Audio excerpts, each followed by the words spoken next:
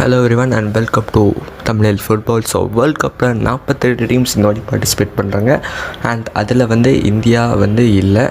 So இதுக்கான causes அப்படின்றத பார்த்திங்கன்னா இமீடியட் காஸ் அப்படின்னு நம்ம எதை சொல்லலாம்னா ஒரு முக்கியமான மேட்சஸை நம்மளால் ஜெயிக்க முடியாத ஒரு புவர் பெர்ஃபார்மன்ஸை கொடுத்ததுக்கான காரணமும் இருக்குது.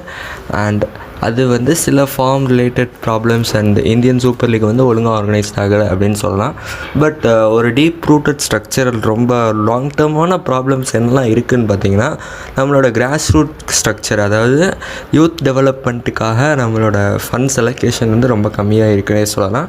அதே மாதிரி ஒரு ஃபுட்பால் டேலண்ட்டை ஃபைண்ட் பண்ணுறதுக்கு இந்தியாவில் 3 லட்சம் கோச்சஸ் வரைக்கும் தேவைப்படுறாங்கன்னு எக்ஸ்பர்ட்ஸ் எஸ்டிமேட் பண்ணுறாங்க. பட் அந்த நம்பர்ஸ் பார்த்திங்கன்னா ஓவர் 20,000 to 25,000 கோச்சஸ் தான் இந்தியாவில் இருக்காங்க.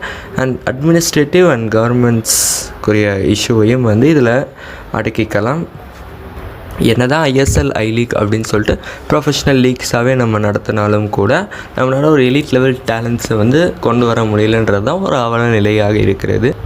புவராக விளையாடுற ஒரு இந்தியன் பிளேயருக்கு கூட ஒரு high level of domestic salary கேப்புன்றதை ஃபிக்ஸ் பண்ணியிருக்காங்க.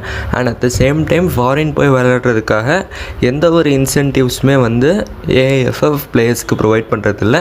அந்த மாதிரி கொடுக்கறதால நம்ம பிளேயர்ஸ் ஃபாரின் கிளப்ஸுக்கு போய் விளையாடணுன்றதில் என்கரேஜ் ஆகி இன்னும் அவங்களோட டேலண்ட்ஸை வளர்த்துக்கிறதுக்கு யூஸ்ஃபுல்லாக இருக்கும். இந்த மாதிரி இனிஷியேட்டிவ்ஸ் ஜப்பான், சவுத் கொரியா மாதிரி இன்னும் சின்ன கண்ட்ரிஸ் ஆஃப்ரிக்காலலாம் இதை ஃபாலோ பண்ணுறாங்க. இதை இந்தியாவில் கொண்டு வந்தாலும் நல்லா இருக்கும்.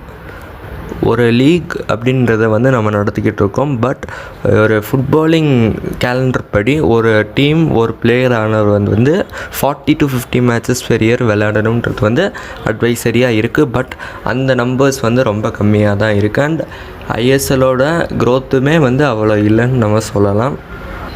மெஸ்ஸி இந்தியாவுக்கு வந்ததுக்காக த கோட் டூர் ஆஃப் இந்தியா அப்படின்னு சொல்லிட்டு 100 கோடி நம்மளால் கலெக்ட் பண்ண முடிஞ்சிச்சு. பட் இந்தியாவோட கிராஸ் ரூட்ஸை ஃபண்ட் பண்ணுறதுக்காக நம்மக்கிட்ட கார்ப்பரேட் இன்வெஸ்ட்மெண்ட்ஸ் இல்லை அப்படின்லாம் நம்மளால் சொல்லிட முடியாது. கண்டிப்பாக தேவையான மணி இந்தியாவுக்குள்ளே தான் இருக்குது.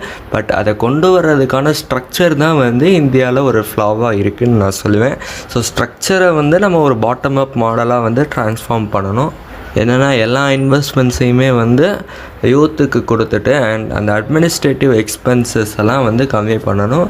அவங்களோட பட்ஜெட் 80 crores இருந்தாலுமே கூட அதில் கம்பைண்டாக இந்தியா முழுக்கையே 5 crores வரைக்கும் தான் கிராஸ் ரூட்ஸ் ப்ரோக்ராம்காக ஃபண்டிங் பண்ணுறாங்க. அண்ட் கோச்சிங் ஃபெசிலிட்டிஸுமே எஸ்டிமேட்டட் நம்பர் ஆஃப் கோச்சஸ் தேவையான நம்பர் ஆஃப் கோச்சஸோட ரொம்ப கம்மியாக இருக்காங்கன்றது தான் இதிலேருந்து சொல்ல முடியும். இந்த நிலையை ஏஎஃப்எஃப் மாற்றினா